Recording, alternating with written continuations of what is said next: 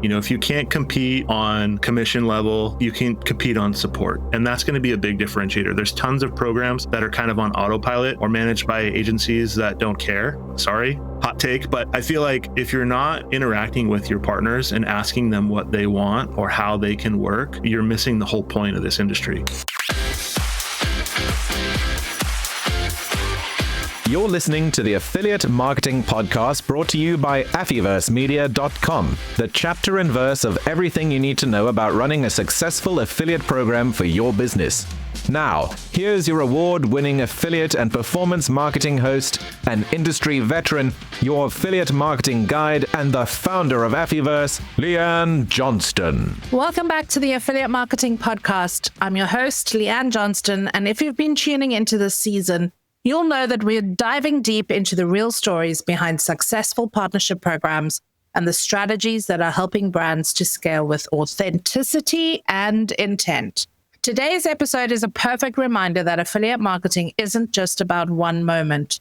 It's about all the moments you engage with your customers. From the first touch point to long after that initial sale, affiliate is no longer a siloed channel sitting on the sidelines. It's a vital piece of customer acquisition journeys, part of a much bigger picture that now blends performance partnerships and brand experience into one powerful strategy. That's especially true when you're operating across multiple verticals. When your affiliate program touches wellness, lifestyle, e-commerce, and influencer-led content, you see this channel very differently. You start to understand how connections, real, authentic connections, are what build scale and not just the sales. And that's exactly what today's guest is here to talk about. Joining me just now is Mark Jacobs, a seasoned marketer driving the growth behind affiliate program at idealliving.com, a brand that's redefining health and wellness space with a bold approach to influencer partnerships and affiliate-led growth. Mark brings a refreshing perspective on how to build relationships that convert, not just on paper, but in the real world. We'll also get into something I know everyone in our community is thinking about: tracking and reporting. How do you really prove ROI when acquisition channels are converging? And how do you make data actionable in your affiliate strategy? Mark's got some insights on how to do just that, using the real-time performance data that he has access to drive smarter decisions and a program that scales. So whether you're new to affiliate or running a mature affiliate program, this episode is going to give you a lot to think about when it comes to blending performance with partnerships and how to build trust that truly moves the needle. Welcome to this week's Affiliate Marketing Podcast with me, your host, Leanne Johnston. And this week I'm super excited because I've got Mark Jacobs, Director of Affiliate Success from a company called Ideal Living. Now, we're going to be getting down and dirty and deep into health and wellness. It's a subject that we've never really discussed on this podcast. It also is interesting because it's a very different segment of affiliate marketing. And Mark has got years and years and years of experience. So we're going to deep dive into that brain of his, and we're going to get behind the scenes of what makes a successful affiliate program. But without much further ado, Mark, I'm going to hand over to you and start with my very first question, which I ask every guest, which is, how the heck did you get into affiliate marketing? I think like a lot of others, it was a bit of an accident. I know some people kind of come in, they're motivated and driven, and they know exactly what they want to do. I actually inherited a program, I think in 2015, from a coworker who went on maternity leave and then did not come back. So, well, I hope it was sick and tired of affiliate marketing, but yeah, way to enter. It was interesting because the program was growing. It was a different segment for them. They were moving into a new market. They were moving into the US market out of the App Store. So they were trying to monetize in a new and interesting way for them. And it was a photo editing company called Skunk Software, or they're called Skylum now, but they were called MacFun. And at the time, they were a really innovative photo company that were making interesting tools that were kind of purpose-built for specific tasks.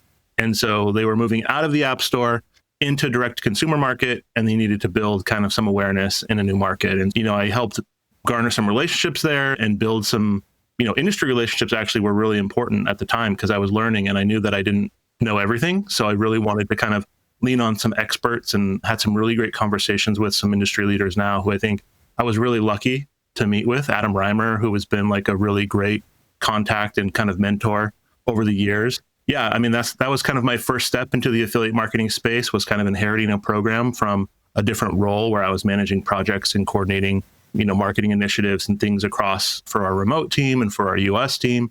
And so, yeah, that's kind of how I jumped in. So everybody's got a unique story about how they get into this industry. And then I kind of feel like it's like the Hotel California, because once people like pivot in from wherever they've come from, they just never leave. So you said you've been in the industry for more than a decade.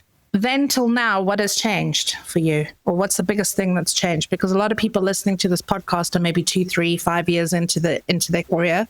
Be interesting for them to hear from kind of like greatest of all time people that have been around for a long time. What's changed from then till now, and what they've missed out on? I'll have to find a goat to ask, but from my perspective, I think the sentiment around affiliate marketing kind of comes in waves.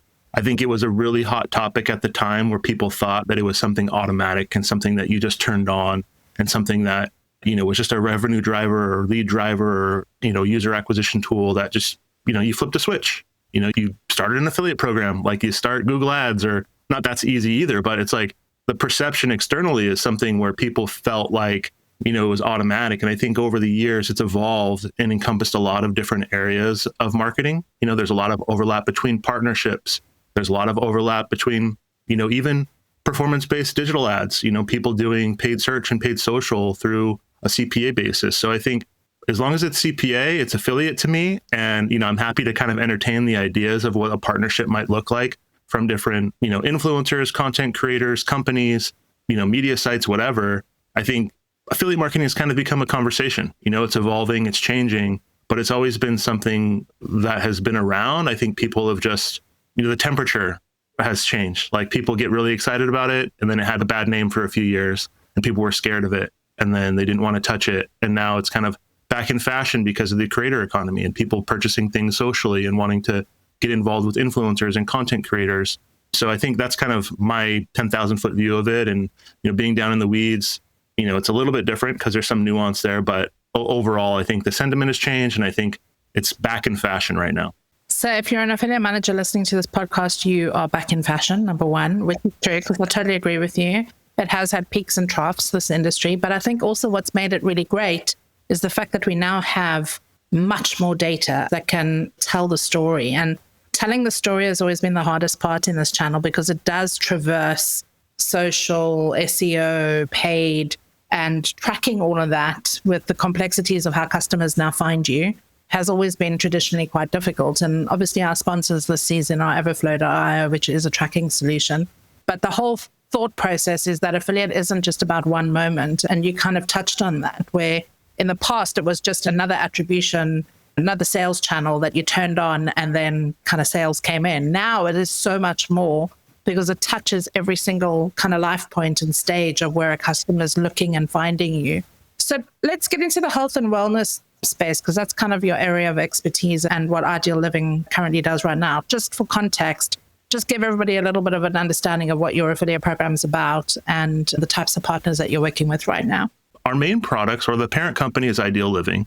Our main products are air and water purifiers. We have some really amazing kind of third-party, validated, tested and certified units that we, promote primarily through social. We've got some mass media partnerships and publisher partnerships and some other things, but social has really driven the conversation for clean air and water. My leader here, Helen Cristoni, and some others built this program from the ground up. She refers to it affectionately as her coffee project.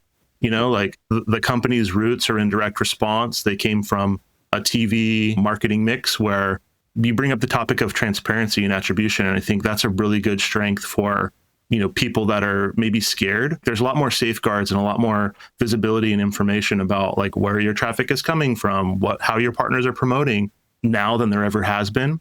Not just platforms like Everflow, but other tools and, other third-party SaaS solutions that allow you to get some visibility into how your partners are promoting are really powerful tools to make sure that your partnerships are on track and people are promoting the way they should be. As far as the health and wellness space and the way we approach partnerships is, we really like to kind of stand on those third-party validations and the efficacy of our products. We feel very strongly about the performance of our products, but we've got the test results to back it up, and so when we provide information to our partners, or we do our monthly trainings, or we do any of, communications with our partners, we're very clear about how we feel, we're different. And like I said, standing on those third-party validations and making sure that we're not necessarily tooting our own horn, but we're letting kind of the results speak for themselves, I think is kind of separates us a little bit in the space. We don't do really any brand bashing. We really like to think that consumers are intelligent. They can make decisions if we give them the right information. And when people are speaking about our products and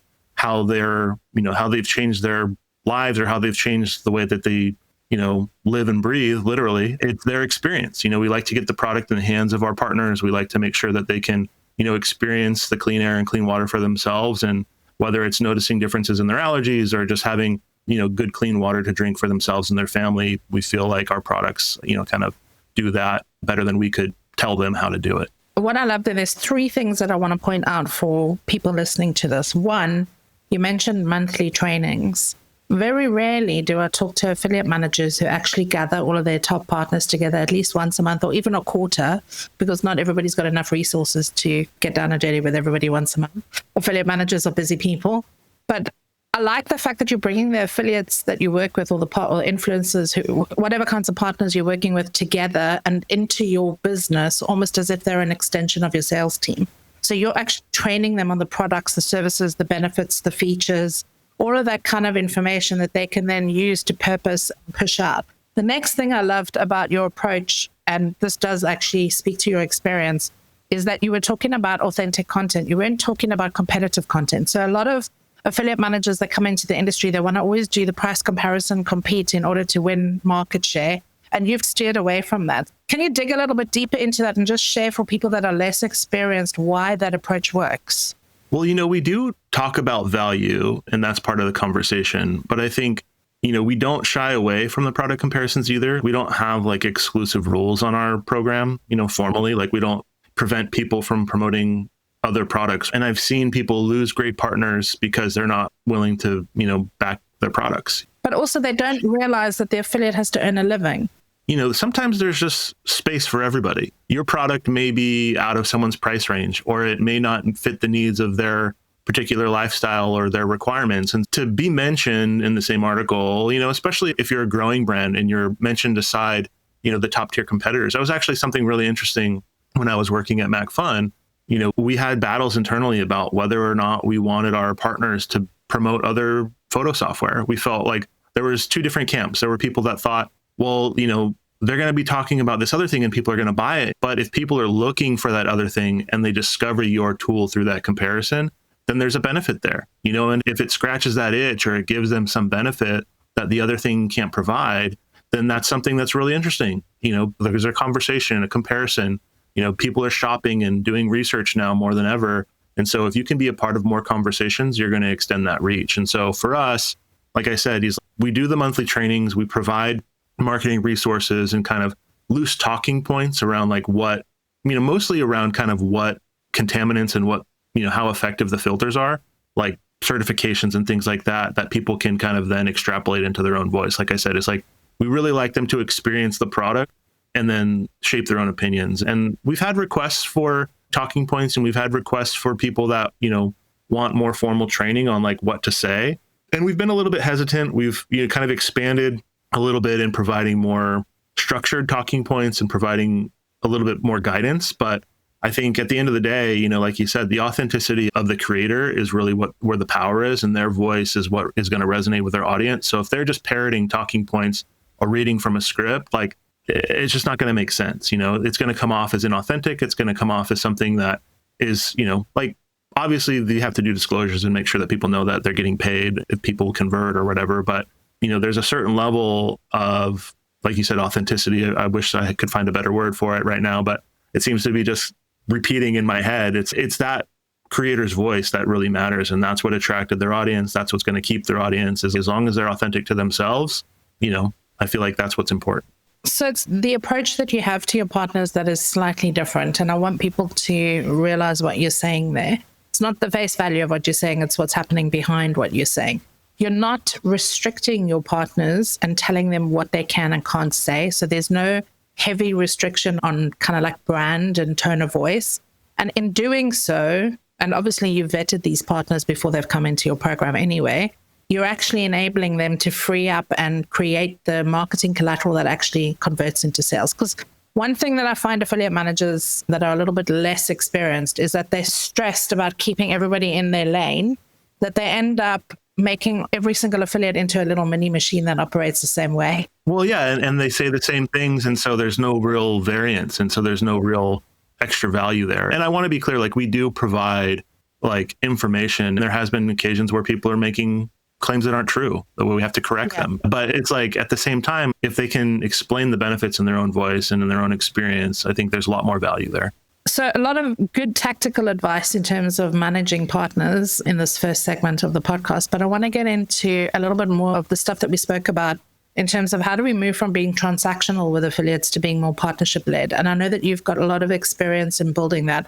Now, to preface, Mark works with a company where the C-level suite is already bought into the affiliate program. But for people that are working still in silos, and there are a lot of businesses that still kind of keep affiliate to the side, how do they tell that story about, changing from being transactional, I only want affiliates to bring me sales, and tie that into the theme of our podcast this season, which is affiliate is about more than just one moment. How do you move from being transactional into more partnership led? Well, I think it's hard, like you said, it's a hard conversation with leadership if they don't have the buy-in, but I kind of like to think of the customer, like the purchase flow, more as a journey than like a funnel. If you think of the multiple touch points that people come across on social alone, not to mention other ways that you're present on the web, or you're getting contact with partners or with customers through email or through SMS or through whatever your other marketing channels are, like, you can't really fully attribute realistically a sale to one channel. Like, people are touching multiple, marketing channels. They're touching multiple pieces of content. They're interacting with multiple partners. So I think, back to the topic that you mentioned, as far as like partnering with the partners, is getting to know how they interact with their audience. If they're a social influencer and they need content or information to enable their social presence, give them a product, show them how they can do an unboxing, show them how they can like introduce a new product to their audience in that sequence, I think is something that's lacking in some areas. It's like sometimes the interaction with the brand ends at the unboxing, and that's not very authentic. I think that's a clear paid placement and something that a lot of brands do and don't see a benefit from, and then wonder why. And it's, well, they're not using the product. They don't understand the product. You haven't taught them about how it's going to benefit them, or how it's different, or how it can change their lives. And so I think, for us, like, we meet partners where they are. If they're a social partner and they need content, we can provide them with guidance and tips on how to, showcase the products or demonstrate the products, or, talk about the products. And I think in an interesting way that's, hopefully they'll have some creative juices and they'll be able to figure out what's going to resonate with their audience. But I think, for other partners who are email partners, we'll create swipe copy. We'll go through, I think that's a lost art, and a lot of them don't use it kind of one-to-one. They'll customize it and put it in their own voice, but we'll provide the framework and talking points around a specific topic or theme. And then, they make it their own. And so I think that's kind of the root of partnerships, is getting to know how they operate and what the rules are for engagement within your organization, of how you can work with them. And then being creative about how you approach that. Is like, obviously they want to earn money and you want to sell products, but there's other steps in there. So it's like the reach, or moving into a new, niche, valuable, do you put a value on that from like a cost per lead perspective? Is that something that you can reward them on prior to a conversion if they're just educating into a new segment? And I think that's an interesting approach that other people don't value. But if you have your own email marketing engine and you can, convert those leads later on down the customer journey, then you can back into some napkin math and figure out the value of those leads based on the conversion rate, and reward those partners just on the lead generation. You can pay 25 cents, $1, $2 a lead or more, depending on your AOVs and your conversion rate, and, establish a value. And so the pressure for someone to purchase a high value product, a $200, $300, $400, or $1,000 unit, can be a daunting task for new partners. Like they don't know, or especially if it's new to them, like they may not know how to market a product like that, or they may not feel like their audience is ready for that. But if there's some level of interest and you can reward them for some sort of intent, or reward them for some sort of other part of that customer journey, then there's value there and you can partner on that. If you're going to do that, though, you do need to be working more closely with your paid team, your SEO team, your PPC. Yeah, your email team, your other channels, for sure. Because I think, like I said, it's a journey, and it's something that is a coordinated effort. I've managed programs where, we've transitioned some of the paid search volume to affiliates because, they can reliably bid on terms and have authority where people are looking for like those types of comparisons. And if you're bidding on those terms for Trademark Plus for a comparison or review or whatever, people are going to see your site and then not click on it. But if they see, another comparison or specialty site or niche site, like they may look at the information there and there's value that you can't build on your own there. So I think that's another interesting caveat for partnering in those gaps where, may not be able to do it on your own or to supplement your own activities that you can handle internally. And, I think we talked about this in our initial intro call, but while I was working at FastSpring, which is a merchant of record, and kind of evaluating affiliate programs for, their products, a lot of the times, I would talk through like, hey, what's your marketing mix? What are your resources like? How do you plan on staffing this new initiative? And when they said they didn't have anybody to manage it, it was like, it extended into a different conversation. Well, do you have a budget to pay an agency or to, to manage it? Because it takes care and feeding and you can't just let things go out in the wild. But when you're evaluating your marketing mix and you understand like what goes into your customer journey, you can supplement it on a CPA basis. You can build in some really great partners into that mix without having to have that lift internally. Yeah, I kind of went off the train there, but that's where my mind was going. All of that is a lot, but the main thing that I want to kind of get here is there's a lot of tactical strategies that you've dropped in that little segment, but I want you to go back to kind of health and wellness because it's an incredibly competitive market and you've already explained the ways that you are differentiating your current program and continuing to make it grow. And it is a really successful affiliate program, selling a product that is high value. Like it's not an everyday product. It's not fast moving, commerce. It's a considered approach for anybody working in a similar industry that's competitive, that might be having a product that's difficult to sell. What is the kind of tip that you can give them that will help them to differentiate if budget is not something that they can leverage? Because the easiest thing to do to grow a program is to pay more money and or to find more affiliates. But if you're in a kind of mid-sized program and you're trying to compete and actually expand, what are some of the competitive ways that people can really grow their program, leveraging data, leveraging authentic content, building relationships with affiliates, having a strategy, because those are the 4 things that you actually spoke about in this last segment, which I've been collating together. But what's the one big thing that people can take away from this conversation and go, okay, if there's one thing that I need to do in my program right now, because it's similar to programs that Mark has worked on and grown, what would be that thing? I think, we talked about it earlier, and it's really partnering with your partners, meeting them where they are. If you can't compete on commission level, you can compete on support. And, I'm really lucky. I have a really wonderful team and an organization that supports affiliate marketing initiatives, which I know not everybody has, so you have to be smart with your resources for one. But if you have a partner that's interested, but may need a little bit of motivation, help them. If they need those talking points, or if they, some people may need a script, or some people may need, like a comparison chart, or meet them where they are and provide that support. And that's going to be a big differentiator. There's tons of programs that are kind of on autopilot or managed by agencies that don't care, sorry, hot take, but I feel like if you're not interacting with your partners and asking them what they want or how they can work, you're missing the whole point of this industry. It's not about the recruitment and the onboarding, which is kind of where everybody focuses 80% of their time in order to scale and grow. It's actually about the loyalty and retention. And that's everything that you've spoken about on this session. It's all been about asking questions and listening for feedback. And then doing what you say.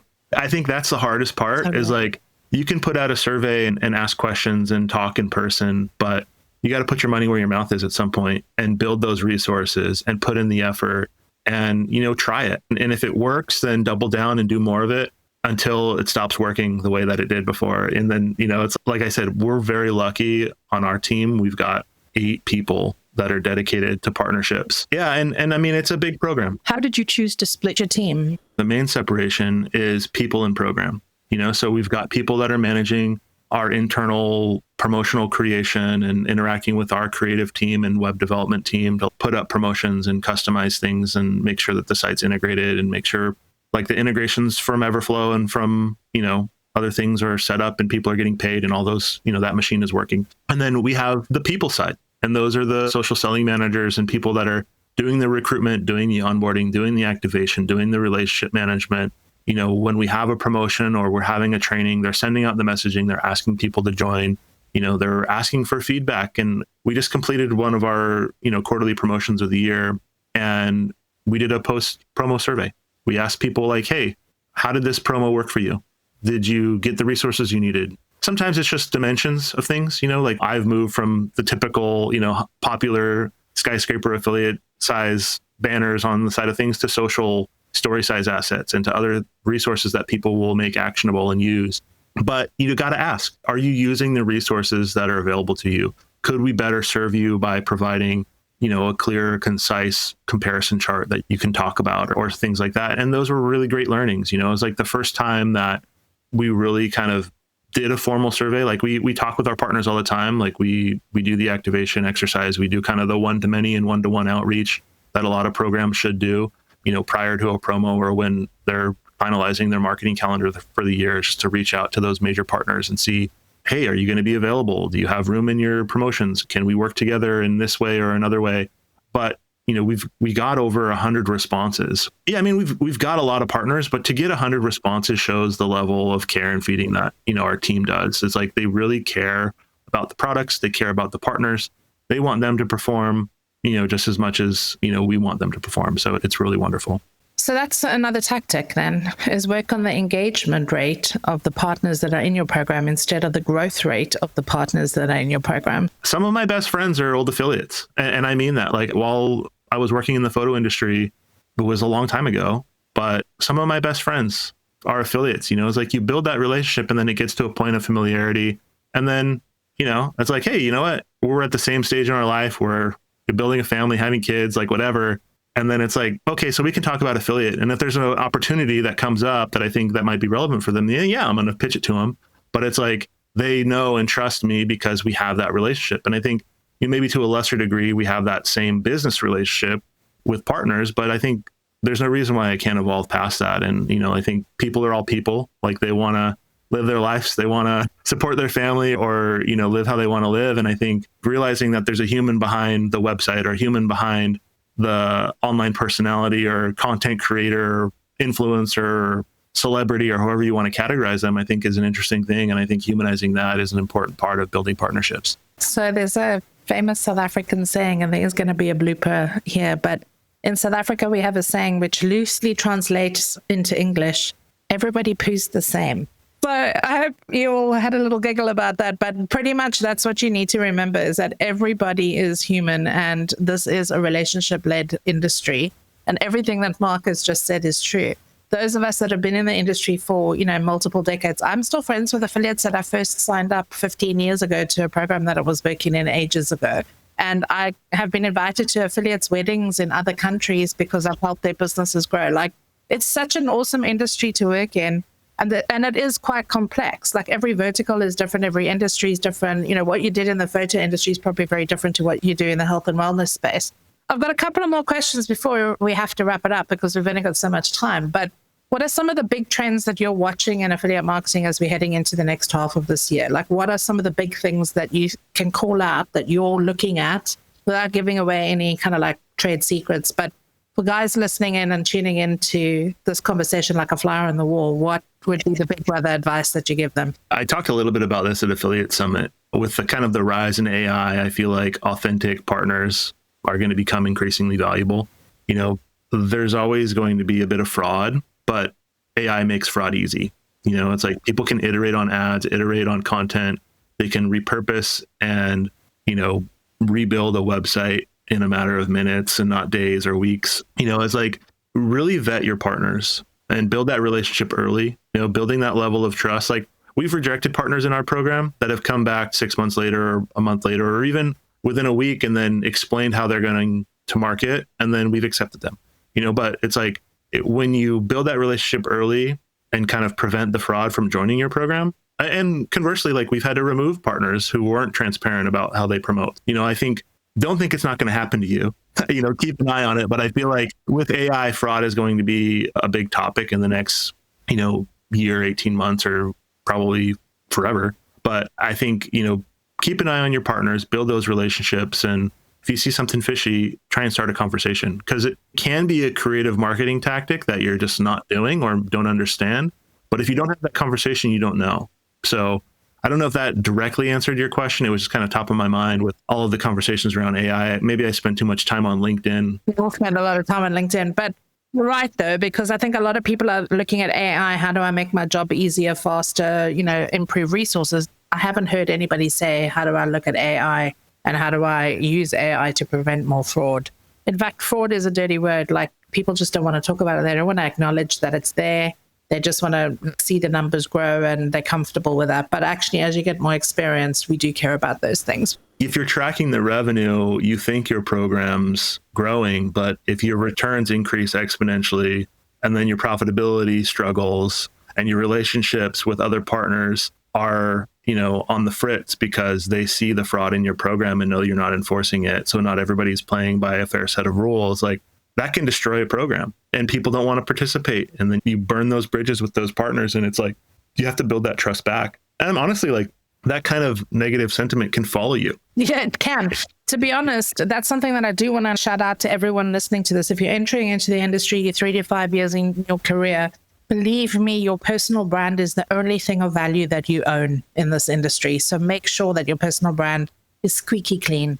Yeah. No, and honestly, I mentioned him earlier in the podcast, but Adam Reimer, he was an early advocate for an ethical affiliate program, and when we would get pitched these ideas for, partners that were huge in other programs, and he's, you know what, wait, think about it, really think about it, because once they're in, it can be poison for your program. And I thank him for that. It's like, he was a great mentor and someone who, when I was growing and kind of getting started, like, I was lucky to be introduced to through a mutual friend. A shout out to Adam Reimer as well, because him and I exchange LinkedIn messages all the time. All right, one last question before we wrap up. If you could change one thing about how our industry works today, what would it be and why?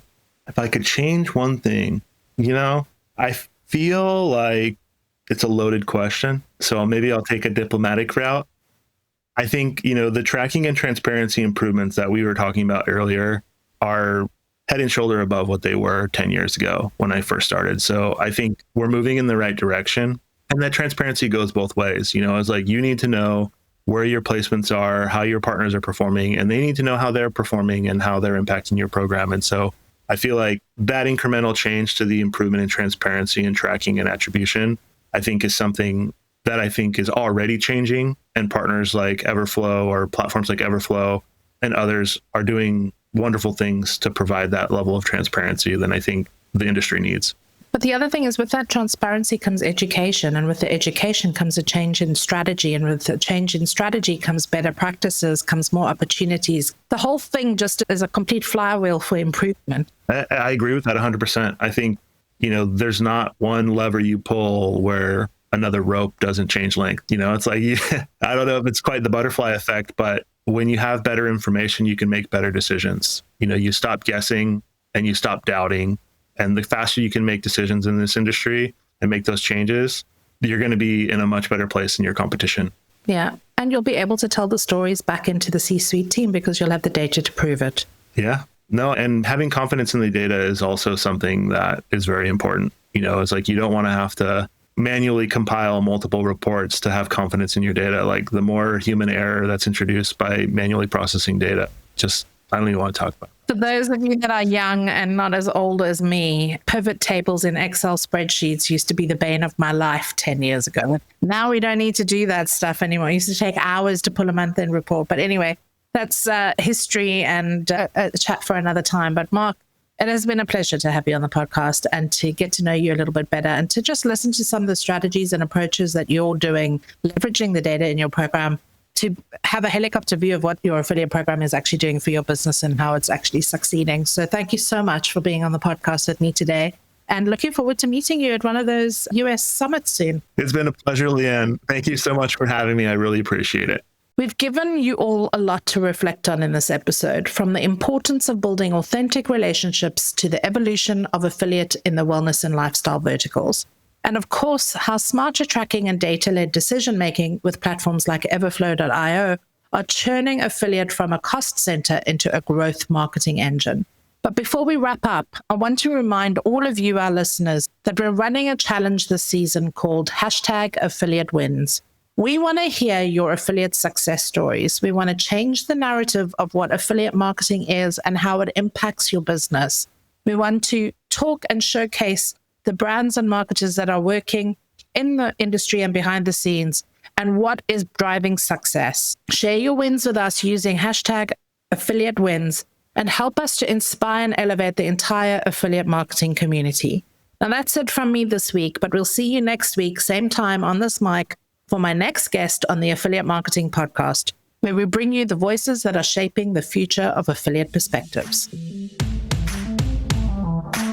The Elevate Summit 2025 is here. Just join us on July 15th and 16th for the premier affiliate and digital marketing event this summer. This year, we're focusing on traffic, where innovation meets inspiration, and we're helping SME brands and affiliates to scale. Elevate is more than just another summit or affiliate conference. It's a transformative experience designed by industry veterans for those ready to embrace the future of performance marketing to grow their businesses. Connect with forward thinkers, affiliate pioneers, SaaS tools, and decision makers as you engage with cutting-edge strategies, immersive masterclasses, and strategic networking opportunities. Whether you're a seasoned pro or a budding SME entrepreneur, Elevate offers insights, tools, and connections to revolutionize your approach to bringing more sales into your business. Don't miss your chance to be a part of this dynamic community. Visit affiversemedia.com, click the Elevate button, and book your conference ticket to find out about our sponsorship and speaker opportunities today.